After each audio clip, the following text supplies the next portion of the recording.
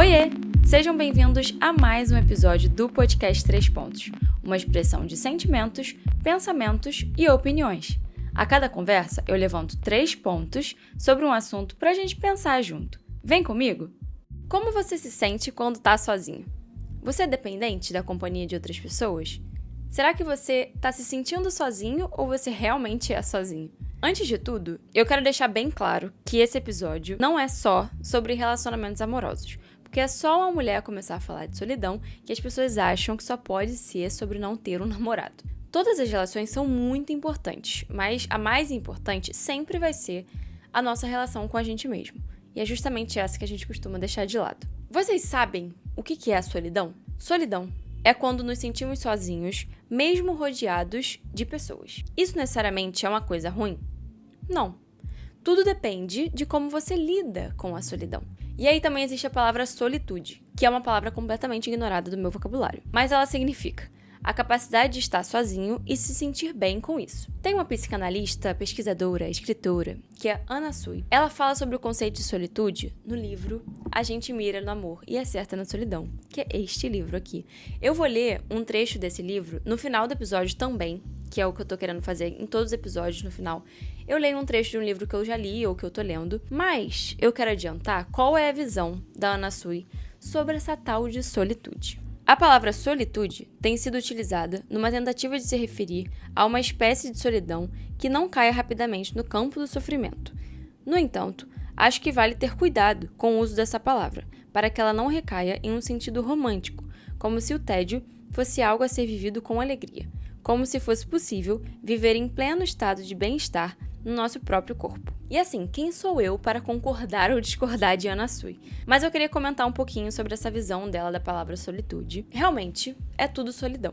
E é tão difícil a gente ver e aceitar o lado bom da solidão que tiveram que criar uma outra palavra, que é a solitude, para quando você se sente bem sozinho. Não me incomoda tanto ter uma outra palavra para definir isso. Eu acho que pode ser uma ressignificação e não necessariamente uma romantização. Talvez seja até pertinente ter duas palavras diferentes para a gente conseguir diferenciar os sentimentos despertados pela solidão. Porque a solitude, ela não é como se fosse um outro sentimento. Ela ainda é a solidão, mas ela é uma capacidade que você desenvolve de se dar bem com a solidão. E aí a gente pode pensar em solidão, que seria uma solidão física. Não tem nenhuma companhia fisicamente ali, né, com você. Ou o buraco pode ser mais embaixo, e aí pode ser que você se sinta sozinho emocionalmente. E aí pode até ter alguém fisicamente ali do seu lado. Mas você acha, ou tem a certeza, de que não pode verdadeiramente contar com ninguém. E aí você se sente sozinho. Então vamos com calma, né? A solidão não precisa ser algo ruim.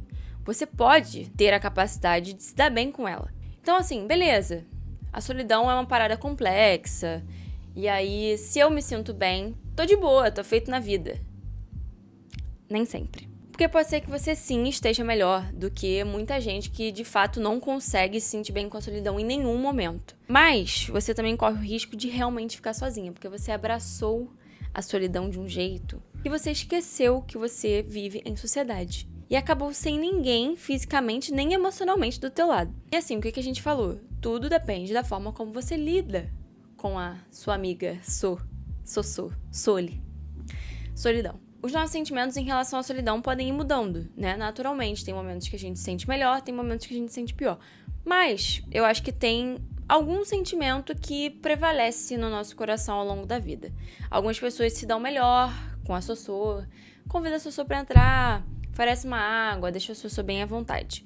E outras pessoas têm pavor da Sossô. Eu, particularmente, sou a pessoa que convida a solidão pra entrar. Como eu sempre fui uma pessoa muito reservada, mais quieta, mais na minha, as outras pessoas me incomodam um pouquinho mais.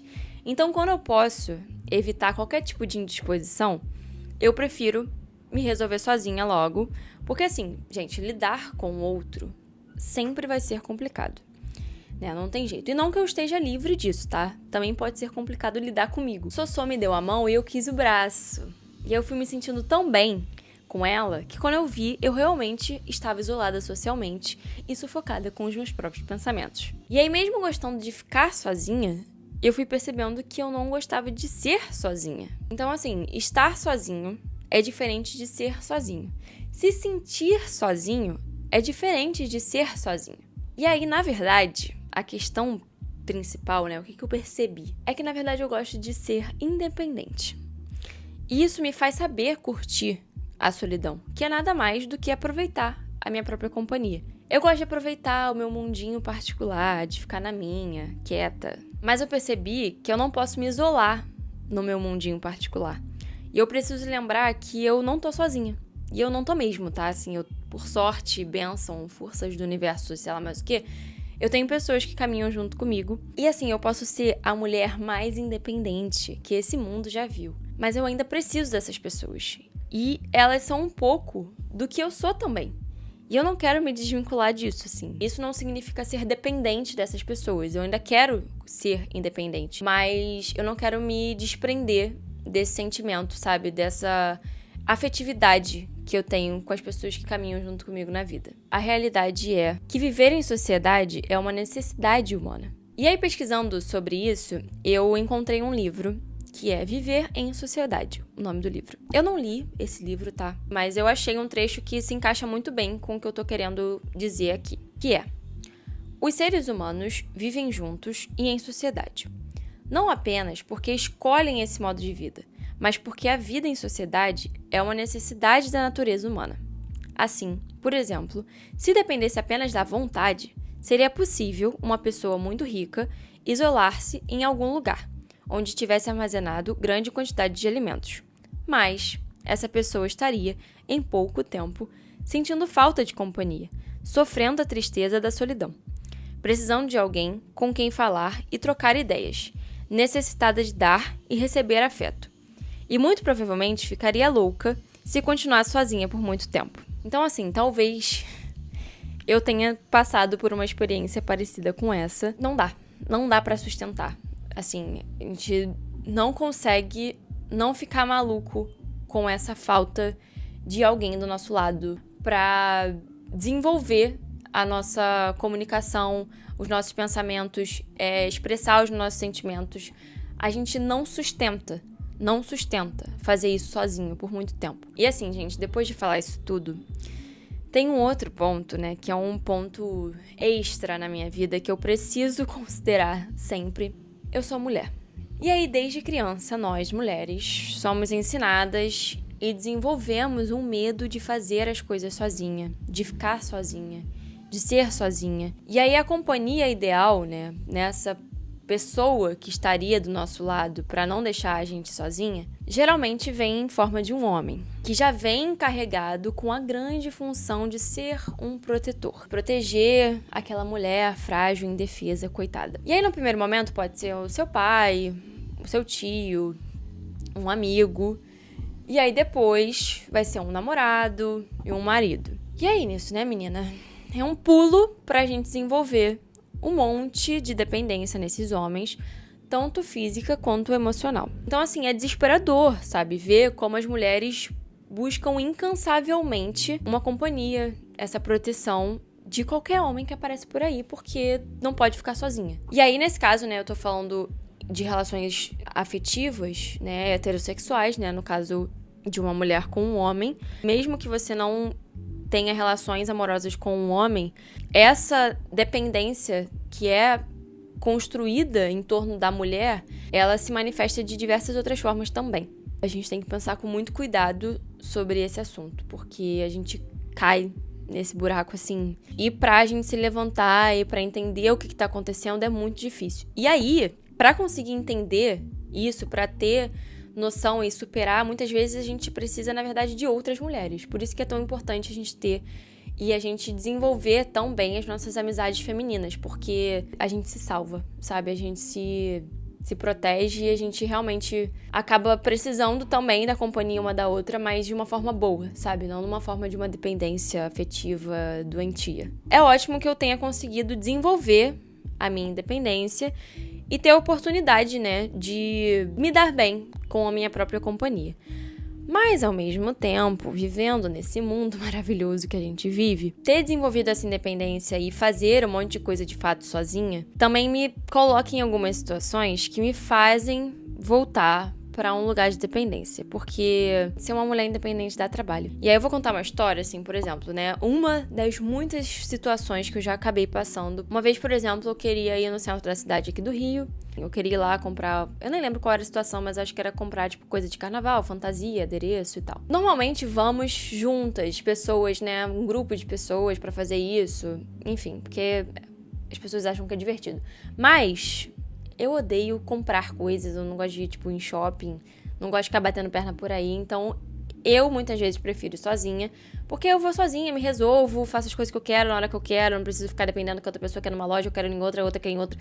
E aí, beleza, queria ir lá no centro, falei, não, sou uma mulher independente, vou fazer o que eu quero na hora que eu quero, vai ser melhor, porque eu vou sozinha, e aí ninguém vai estar estressando minha cabeça. Eu tava andando, e assim, gente, tá a rua cheia de gente, lotada, chegou um homem do meu lado, né, encostou assim no meu braço e falou, vem comigo, senão eu vou te dar uma facada. E aí eu fui andando com ele, né, porque obviamente eu não queria tomar uma facada. Só que assim, né, como eu falei, movimento, a gente andando no meio da multidão, só que naquela hora, cara, quando ele me falou aquilo, por mais que eu visse as pessoas andando e se mexendo ao redor da gente, parece que, tipo assim, parece que o chão caiu e ficou eu e ele sozinho ali, sabe assim, eu me senti completamente desamparada. Teve uma hora que a gente tava andando reto, a gente foi virar numa rua e na esquina dessa rua tinha uma loja. E aí eu olhei pra loja e falei, é agora ou nunca. E aí eu saí correndo e entrei na loja. E aí ele não veio atrás de mim, porque, né, ainda bem que tinha um monte de gente, eu já entrei na loja gritando, chorando, e aí os vendedores vieram pra cima, o que aconteceu, não sei o que, contei a história. E aí depois, né, a gente tava perto de uma estação do metrô, e eles falaram, não, a gente vai lá com você. E aí assim que eu cheguei no metrô, eu liguei pro meu namorado, e aí me deu um alívio quando eu falei com ele, porque por mais que eu estivesse sozinha, né, nessa situação fisicamente, quando eu falei com ele, eu tive a certeza, sabe, tipo, eu retomei a minha consciência e falei, cara, eu tô sozinha, eu tava sozinha nessa situação, tô sozinha aqui agora, fisicamente, né, não tem ninguém comigo, mas eu não sou sozinha, sabe, eu tenho pessoas que são a minha rede de apoio. E aí, beleza, e aí tá, o que eu faço com essas informações? Porque assim, se eu não der espaço pra solidão, provavelmente posso cair numa dependência afetiva, e aí eu não vou conseguir me sentir bem sozinha, ou se eu der muito espaço pra solidão, posso acabar isolada nesse mundo e sufocada, perdida dentro dos meus próprios pensamentos e sentimentos. O que tu faz? Terapia. Terapia, gente. Assim, gente, não tem jeito. Se a solidão, ela é um ponto de atenção na sua vida, se você realmente não consegue se dar bem de jeito nenhum com ela, ou você se deu tão bem com ela que você se isolou, você vai ter que encontrar um meio termo. E eu acho que a gente só consegue fazer isso, tipo, muitas vezes, sabe? Tipo, com a nossa rede de apoio e com ajuda profissional. E também você pode escutar o podcast 3 Pontos e pensar aqui junto comigo. O que eu faço, né? O que eu posso, sei lá, dar de dica para vocês? Primeiramente, a terapia, como eu falei, né? Tudo que eu faço aqui é com uma ajuda psicológica, né? Entender que eu vou ter que conviver com muitas outras pessoas, sim, pois eu vivo em sociedade, isso é muito importante. Mas também entender que eu vou ter que conviver, muitas vezes, também com os meus pensamentos, porque eu vivo dentro da minha cabeça. E isso também é muito importante. Vamos buscar nossa independência, porque a gente tá na luta aí todos os dias, principalmente nós mulheres. Vamos ter nossa independência, mas também vamos ter a nossa rede de apoio, ter as nossas amigas, as mulheres que nos entendem, que nos dão força pra continuar. Chegamos no fim de mais um episódio, né? E como a gente combinou, todo fim de episódio eu vou ler um trecho de um livro que eu li ou estou lendo. E como eu falei já, né, eu já adiantei pra vocês, o livro de hoje é esse aqui, que eu estou mostrando no vídeo, A Gente Mira no Amor e Acerta na Solidão, da Anna Sui. E assim, gente, sendo bem sincera, eu gostei muito desse livro, mas eu fui ler esse livro achando que ele ia ser o livro da minha vida. Realmente ele é muito bom, tá? Na minha humilde opinião. Mas eu acho que eu fui com muita expectativa. Ele me impactou, mas ele não me impactou tanto quanto eu imaginava. No começo do livro, ela se apresenta, né, e fala que ela foi convidada pra escrever esse livro. E aí, gente, eu juro que isso me murchou um pouquinho. Porque, cara, eu vou ler o que ela fala, tá? Nas outras vezes que publiquei livros, eu não os escrevi para publicar, nem sequer os escrevi para mostrá-los a alguém, mas sim por escrever. E depois escolhi o que iria publicar. Mas escrever para publicar faz dar medinho de escrever. Ai, gente, ela me confessou isso, e aí, tipo assim, eu acho incrível, inclusive, ela ter falado isso. Eu acho maravilhoso ela ter dado esse depoimento, sabe? Tipo, ela foi muito sincera com quem tá lendo. Mas eu acho que isso me desanimou um pouquinho, porque, né, eu senti isso, que ela não tava escrevendo esse livro genuinamente por escrever, sabe? Ela tava fazendo uma coisa montada pra virar um livro e ser vendido. Tipo assim, eu não sei se eu tô problematizando muito, cara, mas eu não queria que isso tivesse me murchado, mas isso me murchou. Mas enfim, vamos finalmente para o trecho que eu separei exclusivamente para esse episódio. Cada um de nós experimenta em alguma medida e ainda voltará a experimentar esses afetos na vida, já que é da nossa condição de ser humano e de ser falante passar por aí.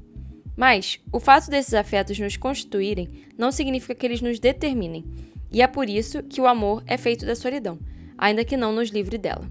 Se você ficou até aqui, se esse episódio fez sentido pra você, ou se não fez sentido também, mas você ficou até aqui mesmo assim, comenta um emoji.